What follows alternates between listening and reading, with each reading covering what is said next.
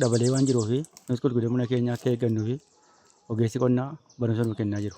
Nus barumsicharraa kaanee odeeffannoo fudhannee akka ogeessi keenya nu gorsetti gurguree buna keenya eeggachuu qabna. Adda taanee qonnaan bulaa keenya kiiloo bunaa keenya gatii keenya ol kaafannee duratti kan obsaamaa turre amma sirriitti hordoffiin nu kennamee gatii gaariitti gurguree buna keenyaas akka eeggannuuf barumsa nu kennaa jiru.